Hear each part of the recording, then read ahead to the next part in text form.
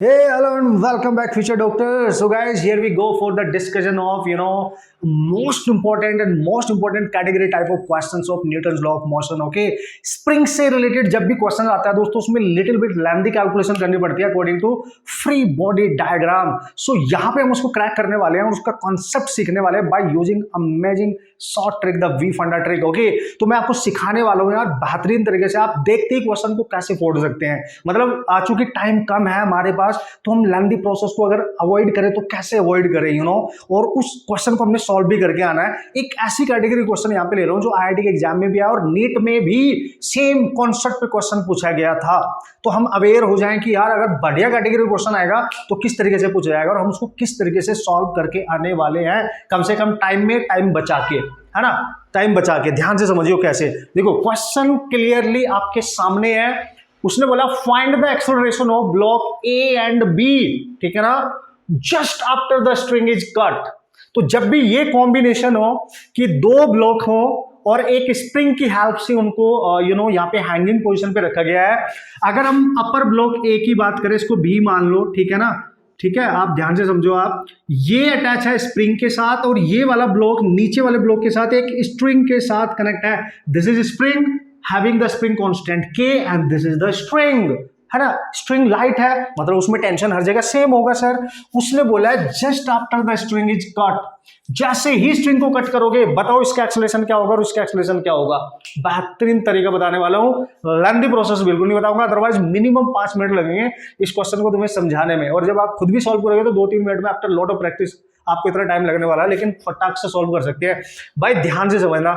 देखो पहले सिचुएशन को अंडरस्टैंड करो. उसने बोला ये स्ट्रिंग है, ठीक है सर, ये स्ट्रिंग है, ठीक है. जैसे ही उसने बोला इसको कट करेंगे, इसको कट करेंगे, कट करने का मतलब इसमें जो टेंशन होगा वो जीरो हो जाएगा, है ना. जो टेंशन होगा वो जीरो हो जाएगा. मतलब सर ये रस्सी कट करते ही ये डब्बा तुरंत नीचे गिरेगा, ठीक है. इस तरीके की सिचुएशन होगी, तुरंत नीचे आएगा. तो उसने बोला जब ये डाउन आएगा तो बताओ सर इसका एक्सेलरेशन कितना होगा. और इसके देखो ना, इस डब्बे को ये नीचे वाला नीचे खींच रहा था, है ना. नीचे वाला इसको नीचे खींच रहा था, तो उसकी वजह से ये हल्का हो जाएगा क्योंकि इस पे जो पहले अटैच था इस स्ट्रिंग की हेल्प से. तो समझ पा रहे हो आप मेरी बात. पहले ये वाला डब्बा इसके साथ अटैच था तो इसका वेट हल्का हो गया क्योंकि ये नीचे गिर गया. तो ये हल्का होने की वजह से तुरंत ऊपर जाएगा क्योंकि स्प्रिंग फोर्स भी तो इसमें है. और इसका एक्सेलरेशन इतना तो क्लियर है कि अप होगा, है ना, अप होगा. वैसे तो ऑप्शन देके आप यहां से भी क्वेश्चन उड़ा सकते हो. दो ऑप्शन तो एटलीस्ट आप हटा सकते हो. ए अप जाएगा, बी डाउन जाएगा, ये तो बिल्कुल श्योर हो गया होगा आपको आपके दिमाग में, क्योंकि सर इसके नीचे का वेट थोड़ा कम हो गया तो ये स्प्रिंग तुरंत ऊपर को इसको खींच लेगा. ठीक है, ठीक है सर. तो सर मुद्दे की बात क्या है, क्वेश्चन कैसे करें विदाउट फ्री बॉडी डायग्राम, है ना, विदाउट मेकिंग कैलकुलेशंस. तो क्या करेंगे सर, ध्यान से समझना. एक बात मेरे को बताओ, जब ये कट नहीं किया था, समझना दोस्तों, समझना बहुत ध्यान से.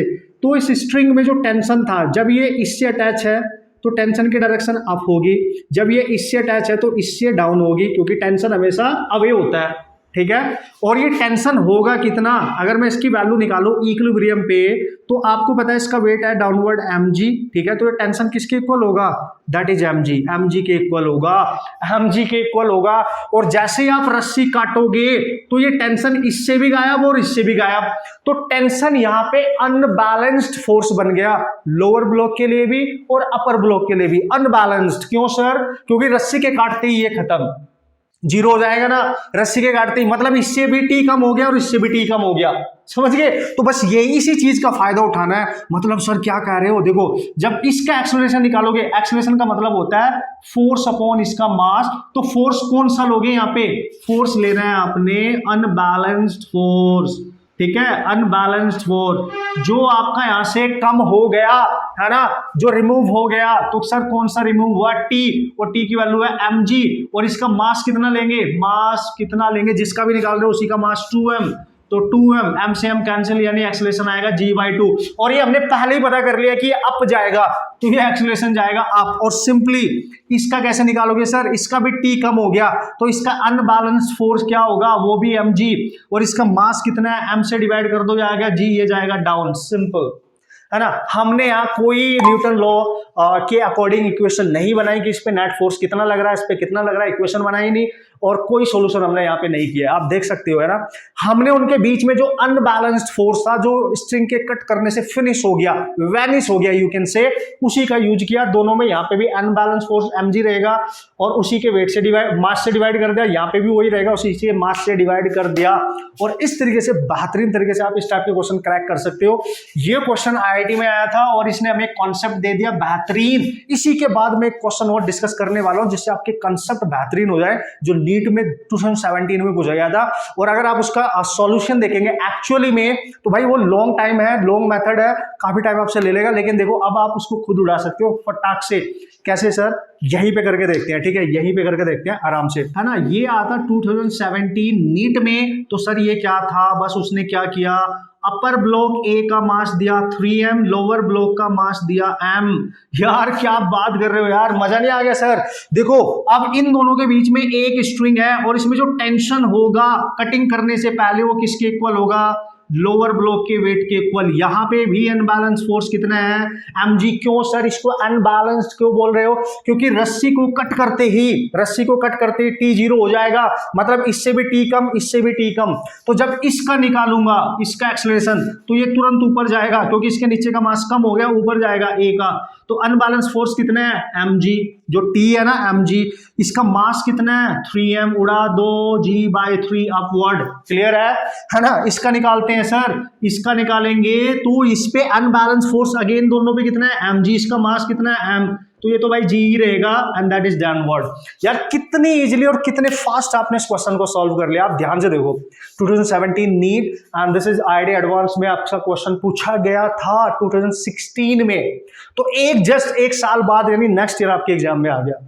बेहतरीन है ना भाई। इसका ना जो लॉन्ग प्रोसेस है ना, जब आप उसका सॉल्यूशन देखोगे ना तो भाई बैंड बज जाएगी। वहां पे काफी टाइम लग रहा है उसको सॉल्व करने में, कर तो उससे हम लेंगे ऑब्वियसली, तो एक्चुअल कॉन्सेप्ट होता है, but how easily and how fast you can solve that type of problem, ये मैंने आपको आज बताना था। और ये बेहतरीन है और इसी टाइप की वीडियोज में लगातार आपके लिए लाता रहूंगा जो सिंगल कॉन्सेप्ट पर डिपेंडेंट है।